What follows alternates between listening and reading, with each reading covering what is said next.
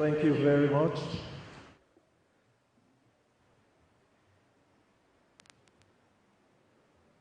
While we were receiving the song, the Bishop of Accra Diocese came in. Can we give a round of applause unto the Lord?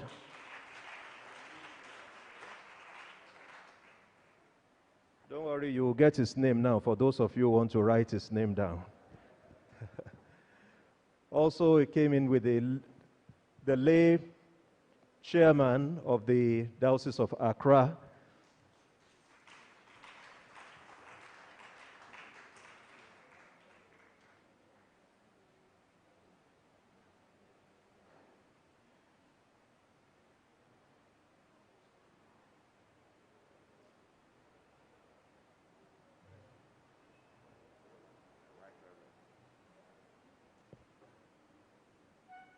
The Right Reverend Bolabi Bote is the Bishop of Accra, and we are glad to have you in our midst to host us.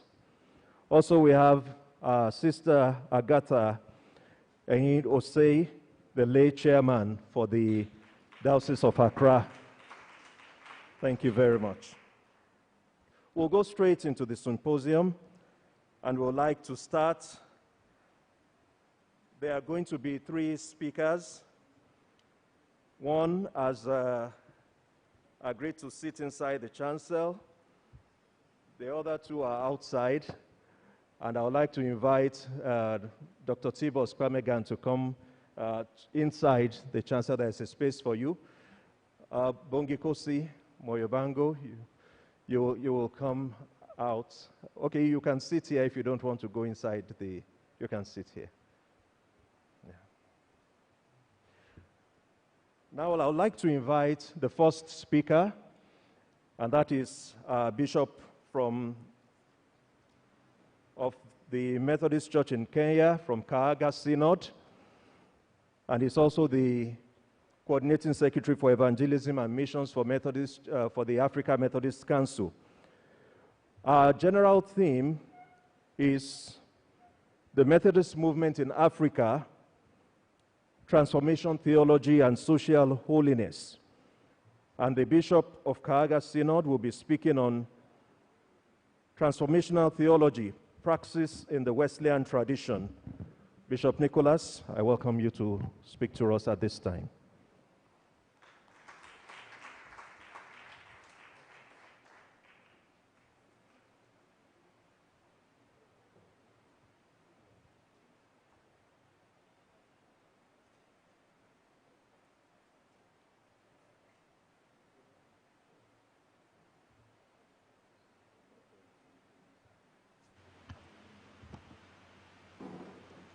Please, you allow me to unmask myself because my distance is okay. You allow me? Thank you, so that I will not strain and I'll be able to communicate effectively. First and foremost, I thank the GS and the President of Africa Methodist Council for according me an opportunity to present my paper on transformational theology praxis in the Wesleyan tradition.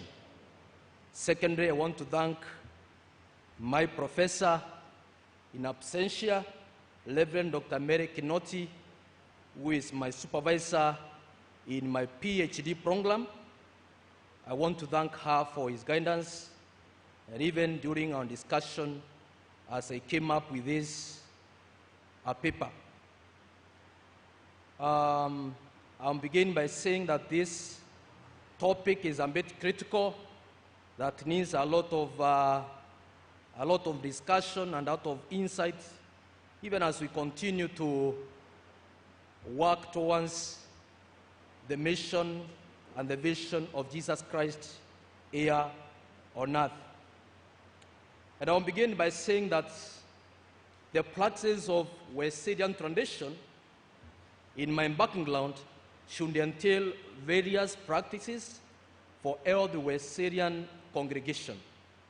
This includes cultural diversity, tolerance, inclusivity, and hospitality. And of course, all this is housed in social and spiritual holiness. And that is why the movement Methodism is unique in a way. Therefore, I'm saying that to depart from, accordingly, this article seeks to find this gap, to fill this gap, and answer the question, how can walk in the transformational theology praxis of Wesleyan tradition? And my objective that drives me towards this paper is to evaluate the transformational theology praxis of Wesleyan traditions and the present-day Methodist movement in extension or in the contextual ministry that we have, Africa Methodist Council.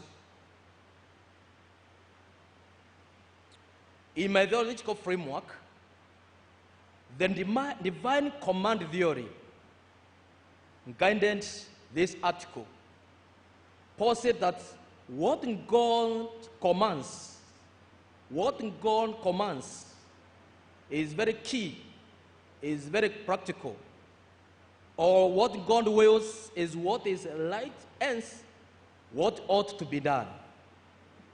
The commandment of the Lord Jesus Christ is very key when it comes to understanding the morals and the ethics.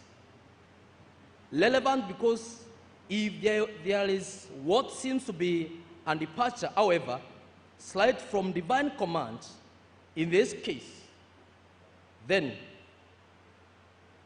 it means we have departed from the core business of mission that integrates the community. Bearing in mind, as I have seen, social and spiritual holiness was very key in the movement of John Wesley.